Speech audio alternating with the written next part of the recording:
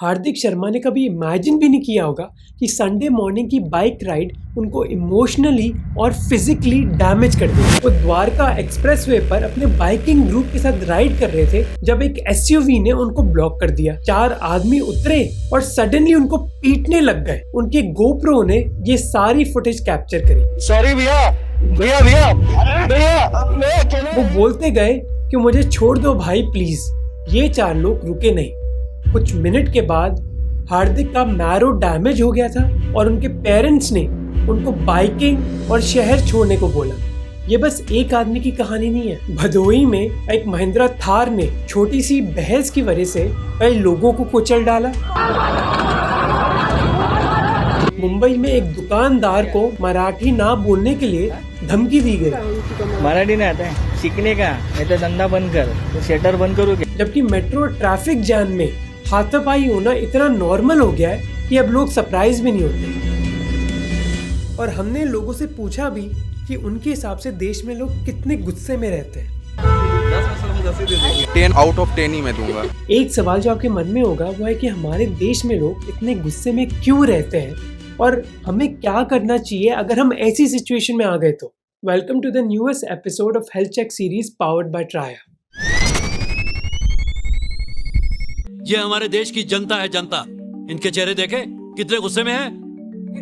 कोई बीवी से लड़ कर आया है, किसी का बेटा उसकी बात नहीं सुनता, किसी को अपने पड़ोसी की तरक्की से जलन है, कोई मकान मालिक के ताने सुनकर आया है, सरकार के भ्रष्टाचार से लेकर क्रिकेट टीम की हार तक हर बात पे नाराज है। ये मुन्ना भाई एमबीबीएस का सीन चाहे 20 साल पुराना हो, पर आज भी इस डायलॉग में पूरी सच्चाई है, क्योंकि देश के नागरिक ऐसी ही चीजों से गुजर रहे हैं ऑन अ डेली बेसिस।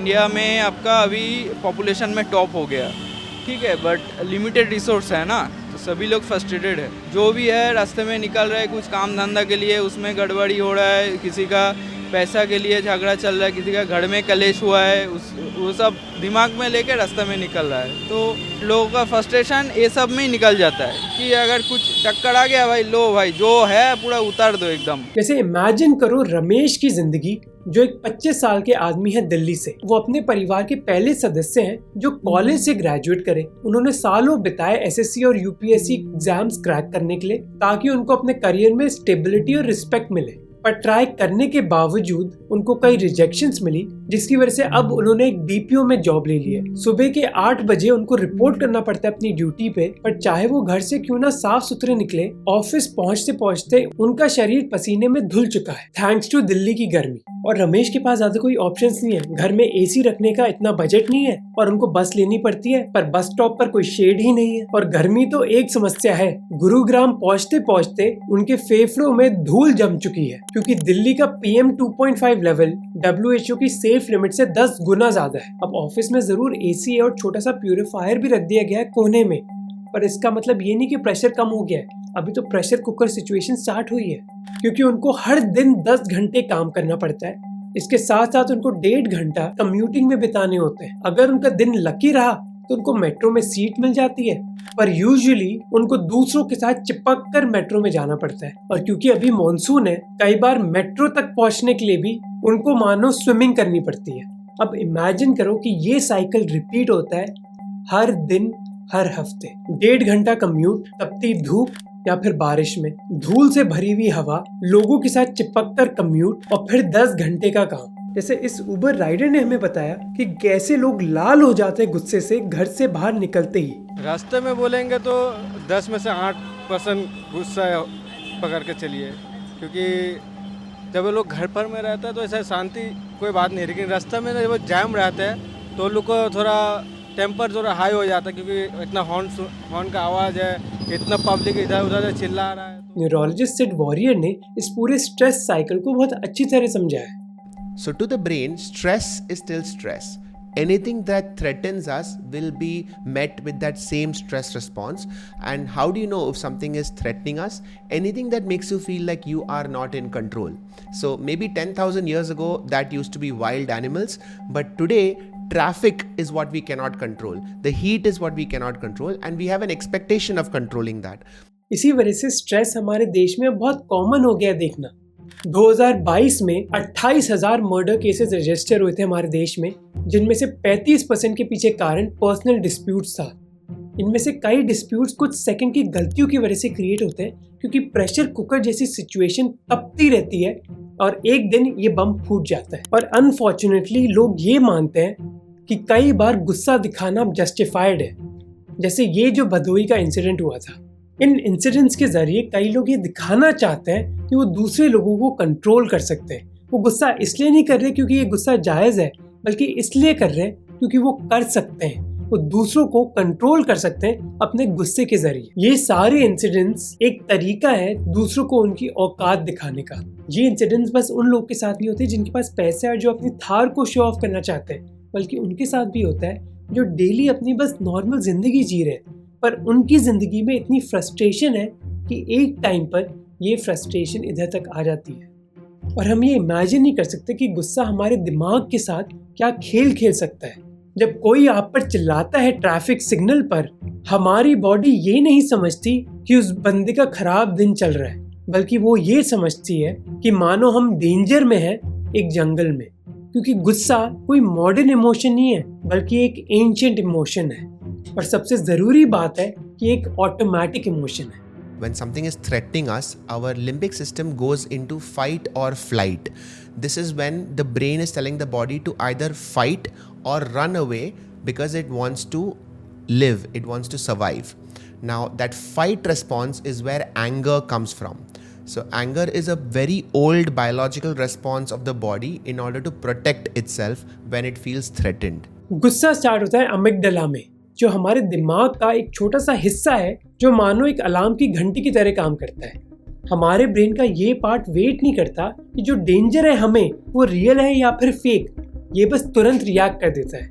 आपकी हार्ट रेट हाई हो जाती है, मसल्स टाइट हो जाती हैं, सांस चढ़ने लग जाती है और विजन नैरो हो जाता है। इसके साथ प्री फ्रंटल कॉर्टेक्स जो लॉजिकल पार्ट है हमारे ब्रेन का, वो कम काम करने लगता है। So the more your brain goes into the limbic zone, it is going away from prefrontal. That is why you are not very logical or rational when you're angry.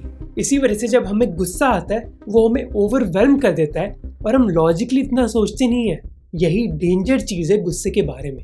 पर ये ज़रूरी भी है क्योंकि एक समय हम लोग जानवरों का सामना कर रहे थे जंगलों में, और उस समय हर सेकंड मायने रखता था। इसलिए रिएक्ट करना बहुत ज़रूरी था, क्योंकि अगर हमने नहीं किया तो हमारी जान भी जा सकती है। अब हमारे आमने सामने दुनिया तो बदल गई है, हम जंगलों में शिकार नहीं कर रहे, पर हमारे इमोशंस नहीं बदले। इसीलिए बेंगलुरु की ट्रैफिक सिचुएशन में भी हमारा अमिगडाला एक अलार्म बेल बजाता है, जबकि pre frontal cortex slow down हो जाता है। और कई बार ऐसी सिचुएशंस में हमारे सामने बस 3 ऑप्शंस बचते हैं, फाइट, फ्लाइट या फिर फ्रीज। फाइट है जब हम लड़ेंगे, चाहे वो वर्बली हो, फिजिकली हो या दोनों हो। फ्लाइट है जब हम सिचुएशन को इग्नोर कर देंगे, हम उस सिचुएशन से या तो भाग सकते हैं या कामली इग्नोर कर सकते हैं। और फ्रीज है जब हम लिटरली फ्रीज हो जाते हैं, हमें नहीं पता कि हमें क्या रिएक्शन करना चाहिए। और एक्चुअली एक चौथा ऑप्शन भी है, फॉन, जब हम अग्रेसर को बोलते हैं कि भाई नो प्रॉब्लम। ऐसा ही हुआ था हार्दिक के साथ, जब उन्होंने बोला था कि भाई छोड़ दो, सॉरी बोल रहा हूँ। सॉरी भैया, अभिनव भैया।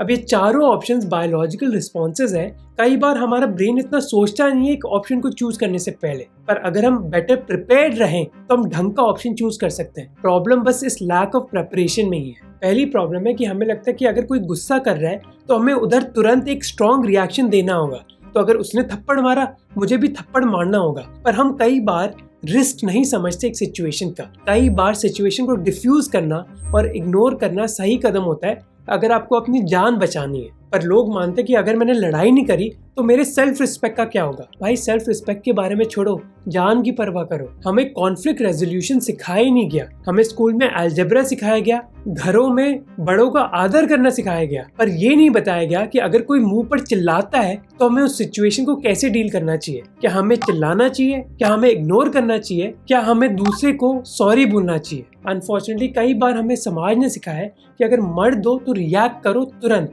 इसकी वजह से अनफॉर्चुनेटली एक एस्केलेशन लैडर स्टार्ट हो जाता है। उसने चिल्लाया, आपने मुक्का मारा, वो अपने 2 दोस्तों को लेकर आ गया और आपको चाकू से मार दिया। ये हम डेली लाइफ में देखते हैं।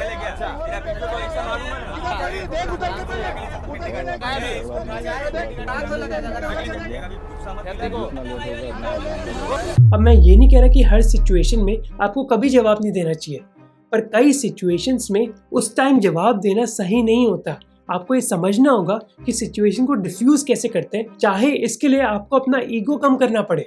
अब मैं ऑब्वियसली एक वीडियो से देश की एंगर सिचुएशन को सॉल्व नहीं कर सकता, but my main objective is so that you are more prepared. अगर कल या फिर परसों आप ऐसी सिचुएशन में हो तो आपको कैसे डिफ्यूज करनी चाहिए। First rule is don't try to win. जैसे ये इंसिडेंट देखो जो थाने में हुआ था, जब दो लड़के एक मोबाइल की दुकान में गए और दुकानदार से उन्होंने लड़ाई कर दी। कुछ ही सेकंड में एक बंदे ने चाकू निकाल दिया और दूसरे ने डिस्प्ले केस तोड़ दिया। दुकानदार ना चिल्लाता है ना लड़ता है, बल्कि वो शांत है और सिचुएशन को छोड़ देता है। इसी वजह से वो बच गया। What your prefrontal cortex needs is safety and time. So if you continue remaining in that high pressure situation, you will not get either one. So taking a step back and cooling down is the right strategy. हम लोग वो आदमी चिल्लाता है, मगर हम लोग तो नहीं चिल्लाएंगे ना, क्योंकि वो लोग जैसे चिल्लाते हैं, हम लोग रास्ते में ड्यूटी करते हैं, हम लोग से ठंडा रखना पड़ता है ना हर टाइम। अगर कोई पब्लिक सिचुएशन में आपको चिल्ला रहा है, धमका रहा है, उसके ज़्यादा चिल्लाने से या फिर उसको पीटने से सिचुएशन शायद सॉल्व नहीं होगी। ये हमें जानना है और समझना है। साइकोलॉजिस्ट इसको मिरर रिस्पॉन्स कहते हैं। जब हम ऑटोमेटिकली चिल्लाते हैं क्योंकि दूसरे बंदे ने चिल्लाया, हम मानते कि भाई मैं क्यों चुप रहूं, मैं उसको जवाब दूंगा।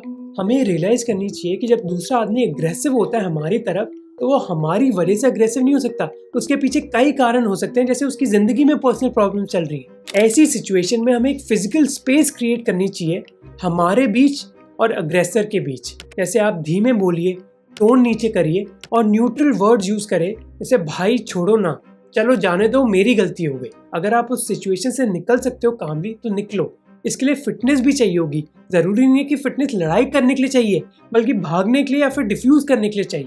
दूसरी चीज है कि अर्ली वार्निंग साइंस स्पॉट कर लो। जब कोई आदमी गुस्सा होता है ना, कई बार उसके कुछ साइंस होते हैं जो आप पकड़ सकते हो। 30 मई 2025 को हिमांशु चौधरी अपने परिवार के साथ देहरादून में सैर कर रहे थे, जब एक फॉर्च्यूनर जिसमें कई टल्ली आदमी थे उनका पीछा करने लग गए। जब उस फॉर्च्यूनर ने उनको ओवरटेक किया, हिमांशु ने कई साइंस देख लिए, उनका अग्रेशन, चिल्लाना और आदमियों का निकलना। उन्होंने इस बात के लिए वेट नहीं किया कि इन लड़कों को चाहिए क्या। उन्होंने अपने दरवाजे लॉक करे और वो काम रहे। अब इसी वजह से हिमांशु कोई छोटे आदमी नहीं बन गए, बल्कि उन्होंने बहुत स्मार्टली डिसीजन लिया कि सिचुएशन को डिफ्यूज करना और इग्नोर करना सही रहेगा। अब आप दूसरे लोगों का गुस्सा कंट्रोल नहीं कर सकते, पर आप ये जरूर कंट्रोल कर सकते हो कि आप कैसे प्रिपेयर होगे। फिट रहने से आप केओस के दौरान काम रहते हो। फिजिकल स्ट्रेंथ की वजह से आपको मेंटल क्लैरिटी भी मिलती है ऐसी स्ट्रेसफुल सिचुएशंस में। फिटनेस रूटीन, चाहे जिम हो, स्पोर्ट हो, डांस हो या फिर मार्शल आर्ट्स हो, वो आपकी बॉडी को एक अपॉर्चुनिटी देता है रीसेट करने के लिए, जिससे आप भले दूसरों का गुस्सा न रोक पाओ, पर कम से कम अपने रिएक्शन को कंट्रोल कर पाओगे। मैं होप करता हूँ कि आपके साथ ऐसी सिचुएशन कभी आए ना, पर अगर बाय चांस आ गई, अब आप ज्यादा प्रिपेयर्ड होंगे। Hopefully you like this video, and if you like this video, please subscribe to Try Health's channel, क्योंकि मैं हेल्थ चेक सीरीज में ट्राई के साथ और कई वीडियोस बनाने वाला हूँ। See you next time.